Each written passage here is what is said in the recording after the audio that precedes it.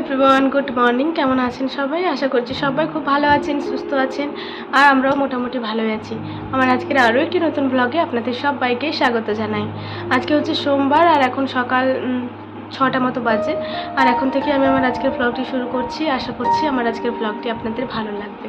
আর হ্যাঁ বন্ধুরা, ব্লগটা স্কিপ না করে পুরোটি দেখার অনুরোধ রইল।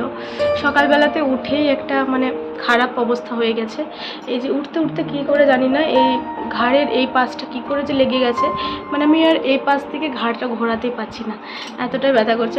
এই যে কয়েকদিন আগে ঠান্ডা লেগেছিল, ওটা যেতে না যেতেই আবার এই যে ঘাড়ে ব্যথা, একটা যেতে না যেতেই আবার একটা চলে আসছে। এরকম অবস্থা হচ্ছে আমার সাথে। তো জানি না আজকে কিভাবে কি কাজকর্ম করব। যা ঘাড়ের মতো প্রচণ্ড পরিমাণে ব্যথা করছে, তবুও ওই যে ওখানে রামু তেলটা রয়েছে, ওই তেলটা লাগিয়েছিলাম, লাগালাম, তার সত্ত্বেও কমলো না। আর আজকে তো সোমবার, ঠাকুরকে জল দেব, তার সত্ত্বেও আর কি শরবতটা খেলাম 1 গ্লাস। ভাবলাম যদি জল কমে গেছে শরীরে, সে কারণে যদি হচ্ছে, তো সেজন্যই আর কি শরবতটা খেলাম, কিন্তু তার সত্ত্বেও কমলো না। জানি না এটা আবার কখন কমবে বা কী হবে। আর আমার ভাইয়েরও না একবার করে এরকম ঘাড়ে লেগে যায়, তো ওই রকমই হয়েছে কিনা সেটাও আমি জানি না। তো এটা আবার কখন কমবে কি হবে আমি জানি না। প্রচণ্ড পরিমাণে ব্যথা করছে, এই পাশ থেকে না আমি ঘাড়টা ঘোরাতেই পারছি না। তো দেখা যাক কত দূর কী কাজকর্ম করতে পারি। আজকে আবার সোমবার আছে, একটু তাড়াতাড়ি সমস্ত কাজকর্ম সারতে হবে। তো চলুন, সঙ্গে থাকুন, দেখা যাক কত দূর কী হয়। এই বাড়িতে চা করতে এলাম, আর এসে পরে দেখছি মা এদিকে চা বসিয়ে দিয়েছেন। তো আমি ভাবলাম তাহলে মা যখন বসিয়ে দিয়েছে, আমিও মায়ের পাশে বসে থাকি, একদম চা খেয়ে পরে ওই বাড়ি যাব। আমার এক বন্ধু আমাকে কমেন্ট করেছেন যে তুমি কী যে বলো, এই বাড়ি ওই বাড়ি। আসলে আমাদের না দুটো বাড়ি আছে, তো সে কারণেই আর কি এই বাড়ি ওই বাড়ি বলতে হয়। আমার যারা পুরনো ভিউয়ার্স আছে তারা হয়তো বুঝে যান যে এই বাড়ি ওই বাড়ি কেন বলছি, কিন্তু আপনি হয়তো আমার নতুন ভিউয়ার্স, সেই জন্যই আপনি বুঝতে পারছেন না। তো আপনার যদি এতে করে কোনো অসুবিধা হচ্ছে তাহলে অবশ্যই কমেন্ট করে জানাবেন যে দুটো বাড়িকে আমি এই বাড়ি ওই বাড়ি ছাড়া আরও যদি কোনো কিছুভাবে বলতে পারি, তো সেটা আপনি কমেন্ট করে জানাবেন, আমি ওটাই বলবো। আর এই যে ওই বাড়ি থেকে চা খেয়ে এলাম, তারপর আবার এই ঘরে চলে এসেছি। আর আমার রুমে এসে পরে আমার রুমের বিছানাটাও একটু টান টান করে পেতে নিলাম। আর তারপরে উপরের যে ধুলোধালি যে কটা ছিল আর কি, সেরকমভাবে নোংরা ছিল না, তার সত্ত্বেও ওটা একবার ঝেড়ে নিলাম। আর তারপরে বালিশগুলো সুন্দরভাবে গুছিয়ে দিলাম।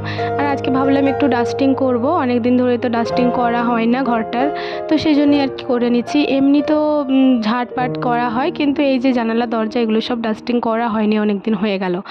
সেই এসেছিলাম তখন একবার করেছিলাম, আর মাঝে আরেকবার করেছিলাম আর কি।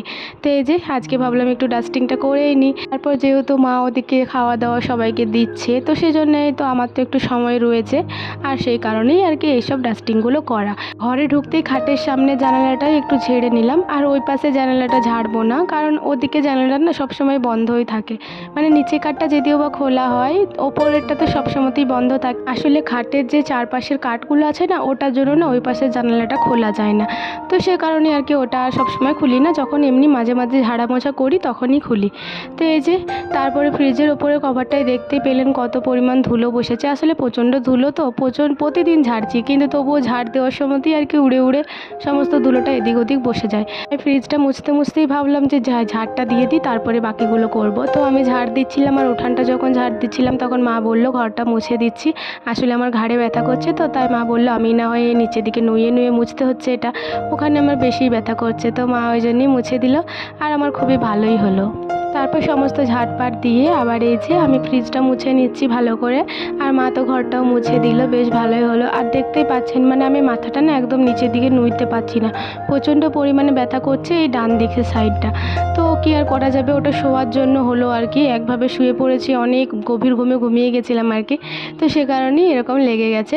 তো এটা মা বললো ভয়ের কিছু নেই, এটা ঠিক হয়ে যাবে। তো এই যে ফ্রিজটা ভালো করে মুছে নিলাম, আর তারপরে আয়নাটাও একটু ভালো করে মুছে নিলাম, আর আয়নার পাতাগুলোতেও অনেক ধুলো হয়েছিল, তো ওই পাতার ধুলোগুলো একটু ভালো করে ঝেড়ে নিলাম। আর তারপরে এই যে দরজাটা তো মোছাই হয় না, সেই একবার ডিপ ক্লিন করেছিলাম তখনই মুছেছিলাম। আসলে প্রত্যেক দিন ভাবি মুছবো, তো ভাবি শুধু যে ঝাড়পাট দিই, ঘরটা মুছি, তারপরে মুছবো, তো তারপরেই আর কি আর ভুলেই যায়। আসলে ঝাড় দেওয়ার আগে মুছলে না, আবার যখন ঝাড় দিই তখন আবার সমস্ত ধুলো গুঁড়ো এই দরজাটাতে উড়ে উড়ে জমে যায়। তো সেই জন্যই আজকে যেহেতু ঘর দেওয়ার সমস্তটাই মোছা হয়ে গেছে, তো ভালোই হলো, এখন একবার ভালো করে ক্লিন করে নিলাম। দরজাটা ক্লিন করে ফ্রিজের ওপরের কভারটা পেতে দিয়েছিলাম, আর তারপরে সাজিয়েও দিয়েছি। দেখুন তো কেমন লাগছে। সত্যি বলছি, যখন সাজিয়ে গুছিয়ে রাখতে হয় একটু পরিশ্রম হয় বটে, তবে যখন দেখি এত সুন্দর লাগছে তখন কিন্তু খুবই ভালো লাগে। বন্ধুরা, আপনাদের সকলের ভালোবাসায় এবং এত এত শুভকামনায় আমি কিন্তু অনেকটাই সুস্থ, আর আমার ঠান্ডাটা একদমই নেই। একটু সর্দি তো থাকবেই, যেটা আপনারা জানেন, তবে কষ্টটা আর একদমই নেই। আর এই ঘাড়ের মতো প্রবলেমটাই একটু রয়েছে, তাছাড়া সেরকম কোনো প্রবলেম এখন আমার মতো নেই। আর আমার খুবই ভালো লাগছে। কিন্তু এই ঘাড়ে ব্যথাটা যদি না হতো তাহলে আজকে আমি একদম পুরোপুরি সুস্থ হতাম। আমার এক বন্ধু জানতে চেয়েছেন যে দাদাভাই ভিডিও দেখেন কি না। বন্ধুটির নাম হচ্ছে স্বপ্না মিত্র। তো ওই বন্ধু কিন্তু আমাকে প্রত্যেক ভিডিওতে কমেন্ট করে এবং আমার খুবই ভালো লাগে। সত্যি বলছি, ওর কমেন্টগুলো পড়লে মনে হয় যে আরও ভালো করে ভিডিও বানাবো, এরকম একটা মোটিভেশন পাই আর কি। তো তোমাকে আমি বলতে চাইছি যে আমার হাজব্যান্ড কিন্তু আমার ভিডিও দেখে না। আসলে আমি কিন্তু ওকে জানিয়েছি, ওকে জিজ্ঞাসা করে ওর কাছে পারমিশন নিয়েই আমি ভিডিও করা স্টার্ট করেছি। ও বলেছিল যে তুমি ভিডিও বানাও, আমি যখন বাড়ি যাব তখন দেখব, তার আগে আমি তোমার ভিডিও দেখব না। তো সে কারণেই ও দেখে না। আমারও ভালোই হয় যে ও না দেখলেই ভালো, আবার ও দেখলে আরও ভালো হতো। কিন্তু না, যদি দেখতে চাইছে তখন নাই বা দেখুক। জোর করে তো কাউকে কোনো কিছু করানো যায় না, তাই না? তো সেই জন্যই, আর আমার জোর করে কাউকে কিছু করাতেও ইচ্ছা করে না। তো সেই জন্যই আমি ওকে জোর করি না দেখার জন্য।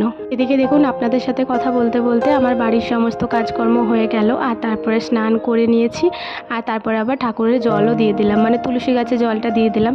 আর আপনারা দেখলেন নিশ্চয়ই, তুলসী গাছে অল্প মৃত্তিকা নিয়ে পরে ঘাড়ের মধ্যে একটু বুলিয়ে নিলাম, এতে করে যদি তাড়াতাড়ি ভালো হয়ে যায়। আসলে আমি একটু ঠাকুরকে বেশি মানি, তো সে কারণেই আর কি এইরকম পদক্ষেপ নিয়ে থাকি সব সময়। তো বাইরে ঠাকুর মন্দিরটা প্রথমে মুছে নিয়েছিলাম, আর তারপরেই জল দিয়ে এই যে ঘরের মধ্যে চলে এলাম। আর তারপরে আমার ঠাকুরগুলিকে তাকটার থেকে নামিয়ে নিলাম। আপনাদেরকে তো প্রত্যেক ভিডিওতেই বলে থাকি যে আমার নির্দিষ্ট করে কোনো ঠাকুর ঘর নেই, সেই জন্যই আমার শোবার ঘরে তাকগুলির মধ্যে একটা তাকের মধ্যে আমার ঠাকুরগুলিকে রাখি আমি। আসলে বিয়ের আগে শিব ঠাকুরকে জল দিতাম, তো সে কারণেই আর কি মনে হয় যে জল দিই এরকম একটা মনে হয়। তো যখন আমাদের রুমটা বাগানো হলো, তারপরেই আমি শিব ঠাকুরটাকে আমাদের ঘরে তাকের মধ্যে রেখেছিলাম। তার আগে আমি কোথায় রাখবো বলুন তো? তখন ইচ্ছা থাকলেও কোনো উপায় ছিল না। বিয়ের পর তো আমাদের এই রুমটা বাগানো ছিল না, এই বাড়িটা শুধুমাত্র ঢালাই হয়েছিল। আমরা সবাই ওই বাড়িগুলোতেই থাকতাম, যে মাটির বাড়িগুলো আছে। তো সেই ঘটনাগুলো যদি আপনারা জানতে চান যে কোথায় থাকতাম, কি করতাম, বিয়ের পরের দিনগুলি কেমন কাটতো, তো অবশ্যই কমেন্ট করবেন, আমি অবশ্যই জানাবো আপনাদেরকে। এদিকে দেখুন, কথা বলতে বলতে আমি শিব ঠাকুরকে জলটাও ঢেলে নিলাম, আর তারপরে ওই জলটা আবার বাটি করে কুড়িয়ে নিয়েছি। এখন প্রচণ্ড পিঁপুড়ির উৎপাত রয়েছে জানেন, যদি ওই জলটা থাকে না, যেহেতু জলটার মধ্যে ঘি দেওয়া আছে, গঙ্গা জল ঘি, তো সে কারণে ওখানেও পিঁপুড়ি লেগে যেতে পারে। তো সেই জন্যই আর কি বাটিটাই করে ঢেলে নিলাম। ওইটা আমি চান জলের মতো খেয়ে নেব অবশ্যই। তো এই যে ঠাকুরকে পুজো দিয়ে দিলাম, ভালো করে ফুল দিয়ে সাজিয়ে দিলাম, আর তারপরে ধূপের আরতি করে ভালো করে প্রণামও করে নিলাম। আর তারপরে যে সরঞ্জামগুলো দিয়ে পুজোটা দিলাম ওটা তাকের মধ্যে তুলে দিয়েছি। আর তারপর ভাবলাম এই তাকগুলো একটু মুছে দিই, আর তারপরেই ঠাকুরগুলিকেও তুলে দেবো। তো এই তাকগুলো দেখতেই পাচ্ছেন, আগের বারে যে ফুলগুলো দিয়েছিলাম বৃহস্পতিবারে, তো বৃহস্পতিবারের ফুলগুলোই আর কি শুকিয়ে গেছে। সব দিন তো আর ফুলগুলো পাল্টানো হয় না, আমি বৃহস্পতিবার আর সোমবার এই ফুলগুলো পাল্টিয়ে থাকি আর দিয়ে থাকি। তো এই যে আজকেও যেমন পাল্টিয়ে নিচ্ছি, আর তারপরে ভালো করে এগুলো মুছে নিলাম। আর তারপরে আমার এই লাইটগুলিকে জ্বালিয়ে দিলাম। যখন আমি পুজো দিয়ে ঠাকুরগুলোকে তুলি তখন এই লাইটগুলিকেও আমি জ্বালিয়ে দিই, এতে করে আমার খুব ভালো লাগে। তো এই যে ঠাকুরগুলিকে সমস্তটাই তুলে দিলাম, আর তারপরে ভোগ প্রসাদ সমস্তটাই তুলে দিলাম। আর তারপরে যে কটা ফুল ছিল, আরও তো অনেকগুলি ফুল রয়েছে, ওই ফুলগুলোই এই সমস্ত ঠাকুরগুলিকে দিয়ে দেব। আমার জীবনে যা কিছু আছে, আমি যেভাবে আছি, সমস্তটাই আমার এই ঈশ্বরের কৃপায় আছে। তো এনাদেরকে সেবা দিতে, এনাদেরকে ফুল অর্পণ করতে আমার প্রচণ্ড পরিমাণে ভালো লাগে। যেই দিন অনেকগুলো ফুল পাই সেই দিন মনটা একদম খুশিতে ভরে যায়, কারণ আজকে আমি আমার ঠাকুরগুলিকে ভালোভাবে সাজাতে পারবো, এটা ভেবেই প্রচণ্ড খুশি হয়ে যাই আমি। আর তারপরে এই যে ঠাকুরকে ফুল টুল দিয়ে নিচেতেই আজকে জবটা করে নেবো, আজকে আর বাইরে যাব না। আর প্রচণ্ড ঘাম দিচ্ছে, আর গলার মধ্যে ব্যথাটা কী যে বলবো, ঘাড়ের ব্যথাটা, ওই জন্যই আর কি একটু অস্বস্তি লাগছে, তাছাড়া সবই ঠিক আছে। এই যে ঠাকুরকে জবটা করে নিলাম, আর এই ফুলগুলো মা আর কি পুকুরের জলে ফেলে আসবে, ওই যেগুলো বালতিতে রয়েছে, আর বাকি যে ফুলগুলো ওগুলো বাইরে তুলসী মন্দিরে দিয়ে দিয়েছিলাম। আর তারপরে এই যে ভিজে জামা কাপড়গুলো যেগুলো ছিল ওগুলো সমস্তটাই এখানে মেলে দেবো। বন্ধুরা, আমি যখন বিয়ের পর এখানে এসেছিলাম তখন কিন্তু আমার রুম কোনো ছিল না। আমাকে কিন্তু কাকিমার রুমটাতে থাকতে হতো, যেটা ওই বাড়িতে আছে মাঝের রুমটা। মানে আমাদের যেহেতু এই রুমগুলো একটাও সারানো হয়নি, আর আমাদের বিয়েটা একটু তাড়াতাড়ির মধ্যেই হয়েছিল। আপনারা যদি আমার বিয়ের ঘটনা বা আমার বিয়ে কিভাবে হয়েছিল কিংবা এই সমস্ত ঘটনাগুলো জানতে চান, অবশ্যই কমেন্ট করবেন। আমি অবশ্যই কোনো না কোনো ভিডিওতে আপনাদের সাথে শেয়ার করব। বাইরে জামা কাপড়গুলো মেলে দিয়ে এলাম, আর তারপরে পুজোর শাড়িটাও একটু ভাঁজ করে রেখে দিলাম। আর তারপরে ওই বাড়িতে এসেছি, আর দেখুন কত মাছ এনেছে কাকু। তো ওই মাছগুলো সমস্তটাই ভাজা হয়ে গেছে, মানে বড় বড় চেকাগুলো আর চারাপোনা মাছগুলো ভাজা হয়েছে। আর ওখানে রয়েছে মিডিয়াম সাইজের ছোট মাছ, আর এখানে রয়েছে মাছের তেল আর মাছের ম্যাচ, আর এখানে রয়েছে ছোট ছোট মাছ। তো সব রকম সাইজেরই মাছ আনা হয়েছে। আর আমি এখানে এসেছি কেন বলুন তো, মাছ ভাজা খেতে। আসলে গরম গরম মাছ ভাজা খেতে আমার খুবই ভালো লাগে, আর মাছের ঝোল আমার খুব একটা ভালো লাগে না, শুধুমাত্র মাছ ভাজা আর মাছের বাটনা এই দুটোই আমার ভালো লাগে। তো কাকিমাকে বলছিলাম যে কাকিমা মাছ ভাজা দিন, তো বলছে তুমি নিয়ে নাও। তো এই যে আমি নিয়ে নিলাম, 3 পিস মাছ নিয়েছিলাম, দুটো এই চারা পোড়া নিয়েছিলাম আর একটা পিস করা মাছ নিয়েছিলাম। তো এগুলো নিয়ে এবার ওই বাড়ি চলে যাব, ওই বাড়িতেই গিয়ে খেয়ে নেব। আমাদের ওই বাড়ি থেকে এই বাড়িতে এলাম, মানে দালান ধারকে। আর তারপর দেখছি জামা কাপড়গুলো একদম ঠনঠনে শুকিয়ে গেছে। মানে আজকে রোদটা বেশ ভালোই দিচ্ছে জানেন, প্রচণ্ড পরিমাণে রোদ দিচ্ছে। তো এত রোদের মধ্যে যদি শুকনো জামাগুলো মেলে রাখি তো এগুলো মনে হয় পুড়েই যাবে। তো সেজন্যই আর কি জামাগুলো সমস্তটাই তুলে দিচ্ছি। আর তারপরে যে কটা ভেজেছিল ওগুলো আর তুললাম না, ওগুলো থাক, আবার কিছুক্ষণ পরে তুলে নেব। তো জামা কাপড়গুলো ঘরের মধ্যে রেখে এলাম, এখনও পর্যন্ত ভাঁজ করিনি। মা ওদিকে স্নান করতে গেল, তো মা আমাকে বলে গেল যে একটু চালগুলো দেখবে, তো আমি স্নান করে আসি, তারপরে আবার তুমি ঘরে যাবে। তো আমি ওই জন্যই বাইরে বসেছিলাম, তো ভাবলাম চালগুলো একবার ভালো করে মেলে দিই। অনেকক্ষণ আগেই তো মা মেলেছেন, তো একবার ভালোভাবে মাঝে মাঝে নেড়ে মেলে দিলে এটা চালগুলো ভালো হয় আর কি, ভালোভাবে শুকিয়ে যায়। তো এই জন্য এই যে জড়ো করে নিলাম, আর তারপরে ভালো করেই মেলে নিচ্ছি। প্রথম চাল মেলতে আমার অনেকটাই সময় লাগতো, তবে এবারে আমি দেখলাম আমার চাল মেলাটা অনেক তাড়াতাড়ি হয়ে গেল। মানে রেগুলার কাজ করলে সেই কাজটা একটু তাড়াতাড়ি হয়ে যায়, তাই না, আর ভালোভাবে শেখাও হয়ে যায়। তো সেটাই আর কি মনে হচ্ছে ভালো করে শিখে গেছি। তো এই যে মেলে দিলাম, আর তারপরে প্রচণ্ড গরম করছে জানেন, আর এত তাপটা লাগছে, তো ভাবলাম একবার হাত পাগুলো ধুয়ে নিই ভালো করে, নয়তো পুড়েই যাব আমি। তো এই যে ভালো করে হাত মুখ সমস্তটাই ধুয়ে নিলাম, আর কলের মুখেই আর কি জলটা খেয়ে নিলাম, একটু প্রচণ্ড জল তেষ্টা লাগছিল। তো তারপরে এই যে একটু বসে থাকি, মা বের হোক, তারপরে আবার ঘরের মধ্যে যাবো। আর দেখুন প্রচণ্ড ঘেমে গেছি, আর প্রচণ্ড তাপটা লাগছে আর কি, এত রোদ যে কেন দিচ্ছে কে জানে। তারপর মায়ের স্নান হয়ে যাওয়ার পরে মাই বসেছিলেন চালের কাছে, আর আমি একটু শুয়েছিলাম। তারপরে আবার মা আমাকে খেতে ডাকলো, তো আমরা দুজন মিলে খেতে গেলাম, মানে বাবা এলো, তারপরে মা খেতে ডাকলো। আর সাধারণত আমি বাবার সাথেই খেতে যাই, কিন্তু আজকে মা ভাবলাম আমার প্রচণ্ড ঘুম পাচ্ছিলো, তো আমি ঘুমিয়ে গেছিলাম একটু, তো ভাবলাম মা ডাকবে তখন যাব। তো বাবা চলে গেল, বাবা এলো, তো বাবাকে মা চালের কাছে বস করিয়ে রেখে আমাকে ডাকলো। তারপরে আমরা দুজন মিলে খেয়ে পরে এই যে এলাম, তারপরে বাসন টাসন মেজে নিচ্ছি। আর বললামই তো প্রচণ্ড রোদের তাপ লাগছে, তাই জানেন ঘর থেকে গামছাটা নিয়ে এলাম, যে এত রোদে বসে বসে যদি এখানে বাসন মাজি পিঠটা একদম পুড়ে যাবে। তো তারপরে এই যে সমস্ত বাসনগুলি মাজা হয়ে গেছে, আর এটাতে অল্প দুধ গরম করা হয়েছিল এই বাটিটা, ওই জন্য ভালো করে মেজে নিচ্ছি। আর ওদিকে দেখুন মাও কিন্তু চালগুলো জড়ো করে নিচ্ছে। তো এরপর আমরা সবাই মিলে আবার একবার শুয়ে পড়বো। এই মুহূর্তে বিকাল হয়ে গেছে, আর 12টার সময় যেহেতু ঘুমিয়েছিলাম, দুপুরবেলায় খাওয়ার পরে আর ঘুম হয়নি, তো তখন একটু শুয়েছিলাম আর কি। আর তারপরে এই যে বিকালবেলা উঠে পরে ঘর দুয়ার ঝাড় দিয়ে দিয়েছি, আর চুলটা আঁচড়ে নিয়েছি, আর তারপরে উঠানটাতে জল ছড়িয়ে নিলাম, এরপর উঠানটাও ভালো করে ঝাড় দিয়ে নেব। বন্ধুরা, সারাদিনের যত কাজকর্মই শেয়ার করি না কেন, যদি উঠান ঝাড় দেওয়াটা আপনাদের সাথে শেয়ার না করি তাহলে শুধুই আমার মনে হয় যে কিছুই কাজকর্ম শেয়ার করা হলো না।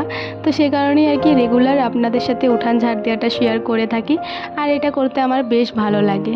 আমার আজকের ভিডিওটি এত দূর পর্যন্ত যারা দেখলেন তাদেরকে আমার অসংখ্য ধন্যবাদ আর অনেক অনেক ভালোবাসা।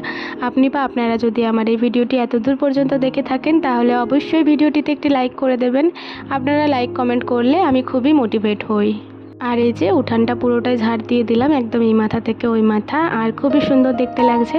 আর তারপরে বালতিটার মধ্যে সমস্ত নোংরাগুলো কুড়িয়ে দিলাম, আর যে ধুলোগুলো ছিল ওগুলো এখানটাতেই জড়ো করে রেখে দিলাম, কারণ এই ধুলোগুলো ফেলার তো কোনো প্রশ্ন ওঠে না, তাই না। তো আর ঝাঁটাটা ধুলাম না, সকালবেলাতেই শুধুমাত্র ঝাঁটাটা ধুই, তো ঝাঁটাটা একদম ওইখানেই রেখে দিলাম। তারপর দুপুরবেলায় যে জামা কাপড়গুলো জড়ো করে রেখেছিলাম ওগুলো একটু ভাঁজ করে নেব। আর ওদিকে দেখুন মিষ্টুরও আবার শরীরটা খারাপ, মানে ওরও ঠান্ডা লেগে গেছে। তো সে কারণে আর কি ও সবসময় শুধু বলছে আমাকে কোলে নাও কোলে নাও। তো ওর মা আমার কাছে দিয়ে গেল। আমি বললাম খেপি একটু বস, আমি জামা কাপড়গুলো ভাঁজ করে নিই, তারপর তোমাকে কোলে নেব। তো বলছে ঠিক আছে। তো ওই জন্য এই যে একটু শুয়ে রয়েছে। আর ওরও শরীরটা খুবই খারাপ, তো কি আর করা যাবে, সবসময় জল ঘাটবে। আর এখন তো ঠান্ডা গরমটা সবারই লাগছে, আমরা বড়দেরই এত ঠান্ডা লেগে যাচ্ছে, আর ও তো বাচ্চা ছেলে। তো জামা কাপড়গুলো সমস্তটাই গুছিয়ে এখানটাতেই রাখলাম, একটু পরে বাস্কেটটার ভিতরে ঢুকিয়ে দেবো। আগে মা হরলিক্সটা গুলে দিয়েছে, ওটা খেয়ে নিই, নয়তো ওটা আবার একদম ঠান্ডা হয়ে যাবে। হালকা কুসুম গরমটাই খেতে খুব ভালো লাগে। এখন আবার যেহেতু ঠান্ডা লেগেছে, তো এই কুসুম গরমটা খেতে খুবই ভালো লাগছে। তো মিষ্টুকে ডাকলাম যে আয় একটু খাবি, তো খাবো না করছিল, আর কাঁদছিল ওদিকে, মানে কলে নিইনি বলে। তো বললাম ঠিক আছে এদিকে আয়। তো আমি একটু জোর করে খাওয়ালাম, খাবো না বলছিল, তো 2 চামচ মতো খাওয়ালাম যে একটু খা। তারপরে এই যে কলে নিলাম, এখন ওর কান্নাটা থামলো। আসলে বাচ্চাবেলায় আমরাও তো এমনটাই করতাম, তাই না? মানে যখনই শরীর খারাপ হতো শুধু মনে হতো মা বাবারা সমস্ত কাজ বাজ ছেড়ে আমাদেরকে কলে নেক, তো এটাই মনে হতো আর কি। তো সেরকম মিষ্টুরও মনে হচ্ছে। তো ওকে বললাম যে খেপি তুই একটু বস, আমি এগুলো ধুয়ে নিয়ে আসি, তারপর আবার এসে পরে কলে নেবো। তো ও বললো ঠিক আছে। তো ওকে বস করিয়ে দিয়ে আমি বাসনগুলো ধুতে গেলাম, মানে যে কটা বাসন ছিল। তাহলে চলুন আমার আজকের ভিডিওটিও এখানে শেষ করে দিচ্ছি। ভালো লাগলে একটি লাইক করে দেবেন এবং সাবস্ক্রাইব করে আমার ছোট্ট চ্যানেলটির পাশে থাকবেন। আবারও দেখা হবে কালকে একটি নতুন ভিডিওর সাথে। ততক্ষণের জন্য সবাই ভালো থাকুন, সুস্থ থাকুন আর সাবধানে থাকুন।